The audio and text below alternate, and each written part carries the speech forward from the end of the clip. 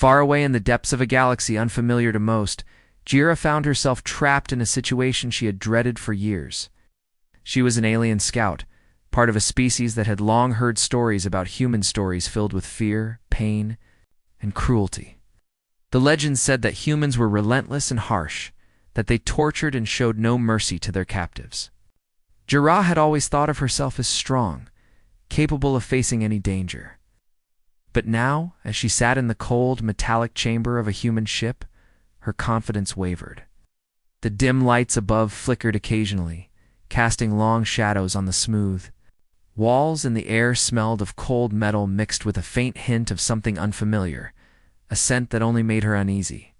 Her hands were bound loosely, but the restraints felt tight enough to remind her she was a prisoner. She had been captured during a mission on the border of human-controlled space scouting mission that had gone terribly wrong. As the heavy door to her holding cell slid shut with a sharp hiss, Yera's heart pounded loudly in her chest. Now, she had expected pain and suffering, and now the silence around her screamed of the unknown dangers waiting ahead. Each sound, the distant footsteps of soldiers, the clank of weapons, the low hum of engines echoed in her mind like a warning. Despite this, she told herself to stay calm, to think clearly, and to wait for the right moment to act. Her species taught her to be resilient, to endure hardship, and to use every chance to escape if possible. But the humans were new to her, and the stories painted them as monsters. She kept her eyes wide open, watching every movement outside the cell, searching for any sign of weakness or mercy. Was it possible that not all humans were the same? Could some show kindness? The thought was foreign and confusing, yet it flickered faintly in her mind like a fragile flame. Memories of her home planet, with its green forests and blue skies, filled her thoughts. She imagined the faces of her family and friends, hoping that one day she would return to them. The cold metal floor pressed uncomfortably against her back as she shifted, trying to ease the stiffness growing in her limbs. Her body ached from the rough capture and long journey aboard the ship. But it was the uncertainty that weighed most heavily on her soul. Hours seemed to stretch endlessly as she remained in her cell, the loneliness pressing down on her like a heavy blanket. Outside, she could hear the murmur of voices, some sharp, others calm. She tried to catch words, but the language was strange, filled with sounds and tones unlike any she had heard before. Despite her fear, Jera's training as a scout helped her stay alert. She studied the humans carefully, noting their routines and habits. She realized they were not mindless enemies. They had structure and discipline, and something about the way they moved suggested both strength and caution. Still, she had no way to know if they would follow the cruel path the stories promised. The human ship itself was unlike any vessel she had seen. Its design was angular and heavy, built for power and endurance rather than speed or elegance. The walls hummed with energy, and blinking lights lined the corridors outside her cell like silent watchers. Occasionally a figure would pass, by always human, always alert, but none had approached her closely yet. Her mind raced through scenarios. Would they question her? Would they torture her for information? Or would they simply keep her locked? Away, a prisoner forgotten? The fear of the unknown gnawed at her, but she forced herself to breathe steadily, to keep her mind sharp. As the hours passed, her thoughts turned inward. She remembered the teachings of her people, the strength found in patience and observation. She reminded herself that fear could be a weapon if it was controlled, that it could sharpen the senses and make her ready for what was to come. Then, in the quiet moments between the footsteps and voices, a new emotion began to grow inside her. Cautious hope. Could it be that humans were more complex than the story said? Maybe, just maybe, she might find an unexpected ally, or a chance for understanding. Still, she braced herself. The next encounter would come soon, and she had to be ready. Her body tensed as the door to her cell finally slid open, flooding the room with harsh light. A tall figure stepped inside a human, but not the monster she had imagined. His eyes showed curiosity more than anger, and he moved with a careful respect that caught her off guard. She looked away quickly, uncertain how to react, but her heart beat faster. The moment was here, the moment she had feared and prepared for. But instead of cruelty, she found a strange kindness. It was confusing, unexpected, and it planted a seed of change in her mind. As the humans spoke softly, asking questions instead of issuing commands, Jira realized that her journey was only beginning and that the true battle might be one of trust and understanding, not violence.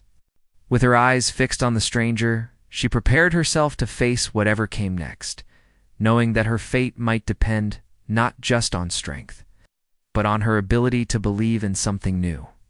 Jera's heart raced as the door slid open and a tall human stepped inside, his presence calm and unhurried, nothing like the ruthless captors she had imagined.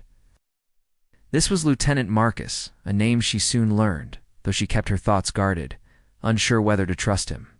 He didn't approach with weapons drawn or harsh words, but instead spoke softly, his tone steady and respectful as he introduced himself. The room, though still cold and unfamiliar, felt slightly less threatening in his presence. Jira watched carefully as Marcus moved with a measured patience, never raising his voice, never making sudden gestures. He brought her food and water, simple things she had not expected to receive. She noticed how he placed the items gently on the table outside her cell, allowing her to eat in her own time without pressure. It was strange to feel a flicker of relief in a place meant for prisoners, and she wasn't sure how to react. Marcus asked questions, not in a way that demanded answers, but as if he wanted to understand her story, her people, and her reasons for being in this human-controlled territory. Jira, trained to be wary, initially gave short, cautious replies, expecting traps or lies. Yet the kindness in his eyes and the sincerity in his voice confused her. She had grown up hearing stories of humans as cruel enemies, beings who delighted in pain and suffering. But here was someone who defied everything she had been taught. His questions were thoughtful, and his respect for her silence or hesitations made her start to lower her guard. Slowly, a fragile conversation blossomed between them, a dance of words and meanings that bridged the gap between two very different worlds. Marcus listened carefully when she spoke of her mission, of the dangers she faced, and of the fear she carried for her home and family. He did not interrupt or dismiss her feelings, but acknowledged them as real and valid. Shared bits about humans, their struggles, their hopes, and their fears. Jira found herself surprised by the depth of his stories. Stories that revealed a species not defined by cruelty, but by resilience and a complex desire for peace. This unexpected connection unsettled her deeply. She had always been taught to fear humans, to see them as monsters, but Marcus's kindness shattered that belief. She wondered if others like him existed, or if this was an exception born from circumstances. Still, Jira kept her emotions guarded, wary of the power humans held over her. Each moment spent with Marcus brought a new wave of doubt and hope, a confusing blend that left her questioning everything she knew. The more they talked, the more she realized that beneath his calm exterior was a man burdened by the weight of command and responsibility. Marcus did not enjoy her captivity any more than she did. His kindness was not weakness, but a choice, a conscious effort to break the cycle of fear and hatred. The silence between their conversations was filled with a different kind of tension, not one of threat, but of curiosity and unspoken questions. Jera often caught herself staring at Marcus, trying to read his expressions, searching for hidden motives. Yet the truth was that his actions matched his words, creating a fragile trust she never thought possible. She began to see humans not as monsters, but as individuals, each with their own hopes and flaws. Despite this growing understanding, Jira was painfully aware that her situation was still fragile. She remained a prisoner, bound by invisible chains of uncertainty and the unknown future. She knew that not all humans might share Marcus's compassion, and she prepared herself for the possibility that the kindness she experienced might be fleeting. Nights were the hardest, filled with restless thoughts and the echo of distant alarms on the ship. Marcus's visits became the highlight of her days, moments when fear was replaced by the tentative hope that maybe, there was a chance for peace between their worlds. Yet even as she began to trust him, Jera's mind never stopped. Planning her escape, she studied the guards, the routines, the ship's layout through their talks, trying to find any weakness. Marcus noticed her restlessness and, instead of punishing it, encouraged her to focus on surviving with her mind intact. His belief in her strength was unexpected and at times overwhelming. The story of two beings from different worlds locked in an uncertain dance of captivity and compassion grew more complex with each passing day. Jera was no longer just a prisoner.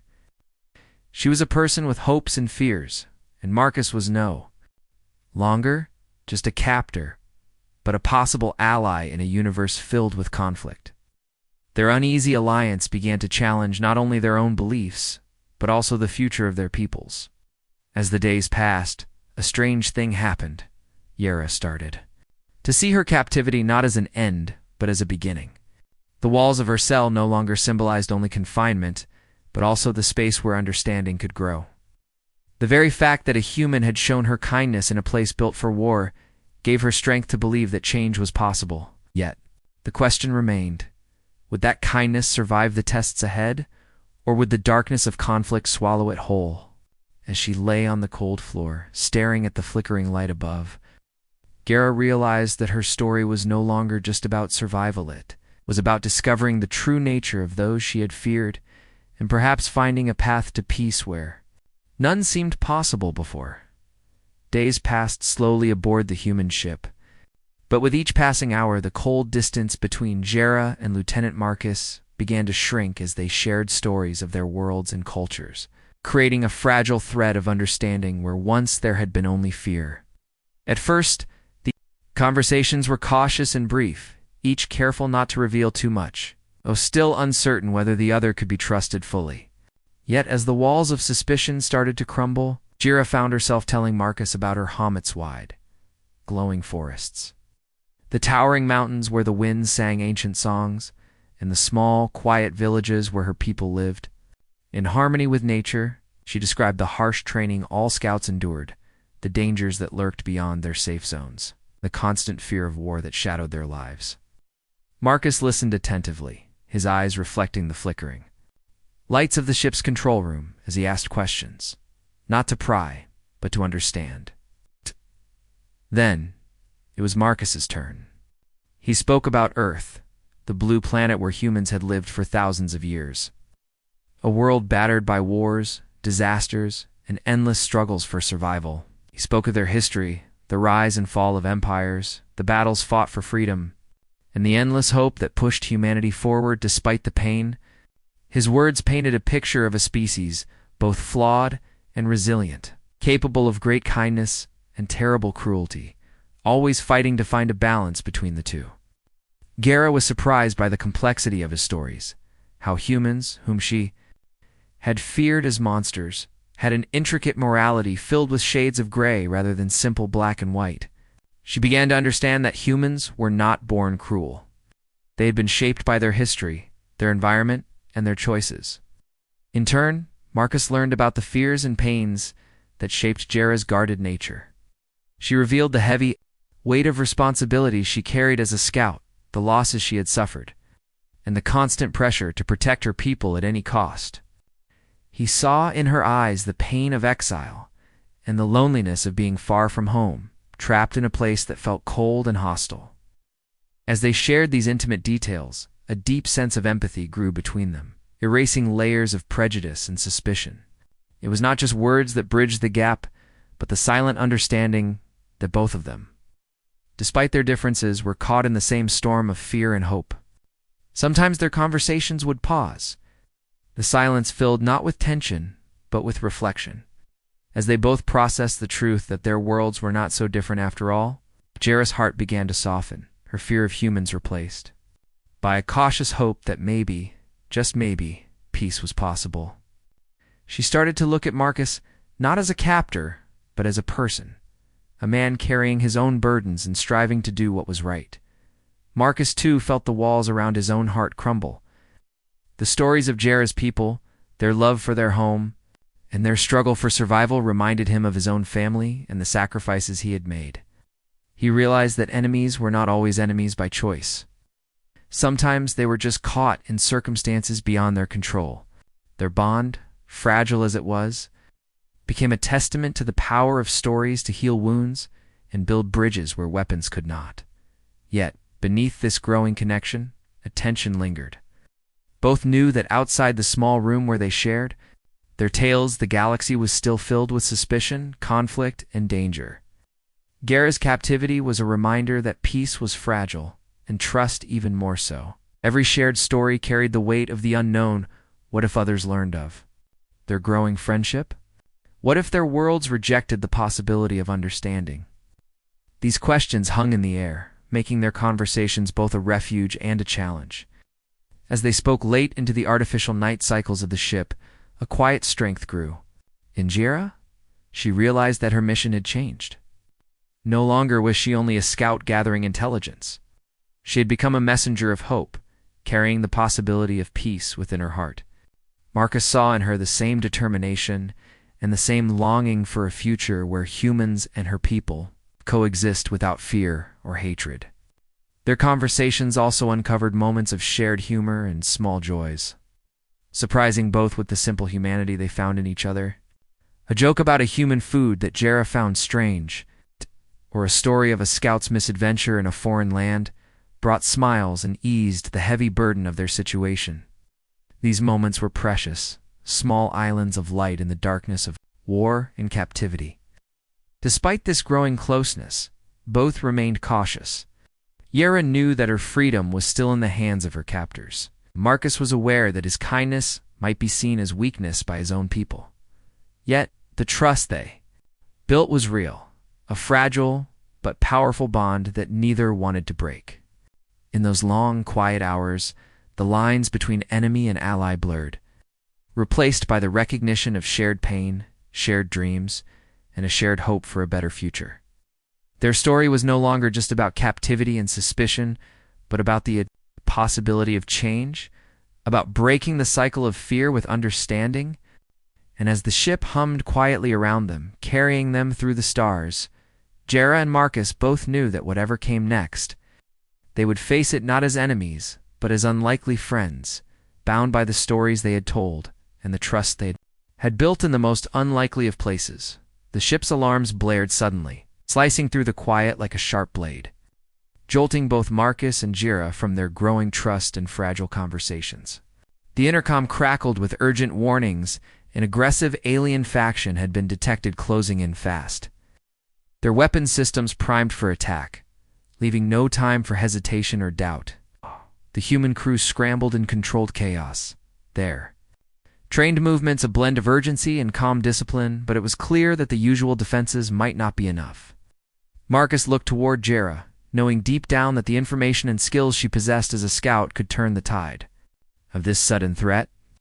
For the first time since her capture, she was no longer just a prisoner, but a vital ally. Her knowledge of the enemy's tactics, the strange terrain from where they came, and their weaknesses gave Marcus a glimmer of hope. He called her from her cell, his voice steady but urgent, and for the first time, the lines between captor and captive blurred into something more profound, a partnership forged in necessity and trust. Gera's heart pounded, not just from fear, but from a renewed sense of purpose. She studied the ship's schematics displayed on the screen in the control room, pointing out hidden routes and weak points the attacking aliens would likely exploit. Her insights surprised even the seasoned human officers, her experience as a scout proving invaluable in anticipating the enemy's moves. Marcus listened carefully, valuing every word, every suggestion, realizing that combining their knowledge was the only way to survive what was coming. Together, they quickly formulated a plan that involved both defense and escape, a delicate balance between holding the line and retreating to safety if necessary. Gera's calm in the face of danger inspired the crew, her determination contagious. As she moved among the humans, not as a prisoner, but as a trusted strategist, the walls that had once confined her now felt like a fortress of hope, a place where two different worlds could unite against a common enemy. As the alien ships closed in, the tension in the air became almost unbearable, every breath heavy with anticipation. Marcus and Jira stood side by side on the command deck, their eyes locked on the view screen where the enemy fleet loomed large and threatening. The crew followed their lead, trusting the alliance that had formed in the unlikeliest of places. When the first salvo of enemy fire hit the ship, shaking its hull and throwing sparks across the control panels, it was Jera's quick thinking and intimate knowledge of the enemy's weapons that allowed them to redirect energy shields and minimize damage. Marcus coordinated the crew's response with calm authority. But it was their shared strategy that saved countless lives that day. Despite the chaos, moments of silent communication passed between Marcus and Jera Glancis. Nods, small signs that spoke of mutual respect and unspoken gratitude. They were no longer enemies trapped by circumstance, but warriors fighting side by side, each dependent on the other's strengths. As the battle raged on, it became clear that the alien faction underestimated the power of unity between human technology and alien intuition. Jera's agility and quick decision-making complemented Marcus's leadership and tactical skills, creating a formidable defense that forced the attackers to reconsider their assault. Then came the critical moment in order to abandon the ship if defenses failed, a painful choice neither wanted to make. But Jera proposed a daring alternative, a coordinated escape using a secret passage. She had discovered during her initial capture a narrow corridor leading to a small shuttle hidden in the ship's lower decks. Marcus agreed, knowing it was risky, but recognizing that survival meant adapting to change and trusting in the unexpected. Together, they led a small team through the dimly lit corridors, moving swiftly but quietly to avoid enemy sensors that had begun to breach the ship's defenses. The tension was thick, every step a test of nerves and courage. As they approached the shuttle, alarms blared louder, signaling the enemy's advance. Marcus glanced at Jera, whose steady hands and calm breath reassured him that they could make it. They boarded the shuttle just as enemy forces closed in, sealing the hatch behind them. The engines roared to life, and with a burst of speed, they escaped the doomed ship, leaving behind chaos and destruction. Floating in the cold silence of space, away from immediate danger, Marcus and Jera shared a moment of quiet relief. Alliance that had formed was no longer just about survival. It was about hope, about the possibility that even in the darkest times, cooperation could overcome fear and hatred. Their partnership had proven that different strengths combined could face any threat. Breaking down old barriers and forging new paths forward, the experience changed them both, marking the beginning of a journey not just to survive, but to build understanding between their peoples. In the vast emptiness of space, surrounded by stars, they realized that the future depended on moments like these moments, when courage met compassion, and when enemies chose to become allies. After the harrowing escape and the intense battle, that tested their courage and trust. Jera and Marcus found themselves standing on the precipice of something far greater than survival, a chance to change the fate of their peoples and perhaps the galaxy itself. The news of their alliance spread quickly among both humans and Jera's species, becoming a powerful symbol of hope, where before there had only been fear and suspicion. Jera, once filled with dread and bitterness toward humans, felt her faith in humanity restored by Marcus's unwavering kindness and their shared experiences. She saw a side of humans that was rarely spoken about, one capable of compassion, understanding, and the willingness to seek peace even amid chaos. This revelation changed her deeply, transforming her from a cautious captive into a passionate advocate for dialogue and cooperation. Marcus, too, was changed by their journey. He had been trained to see aliens as threats, as enemies to be subdued or defeated, but through Jera, he learned to see beyond species and appearances to the heart and soul beneath. His experiences with her fueled a growing conviction that peace was possible, and that diplomacy and kindness were stronger weapons than any blaster or warship. He began to speak openly to his commanders and fellow soldiers, urging them to consider the possibilities of peaceful negotiation and mutual respect, even with those once thought to be irreconcilable foes.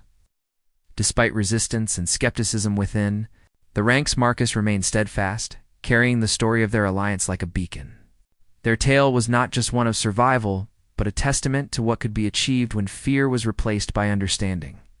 Jarrett and Marcus became symbols, living proof that bridges could be built between even the most unlikely allies. Their story was shared in reports across communication networks, and even in quiet conversations among soldiers and civilians.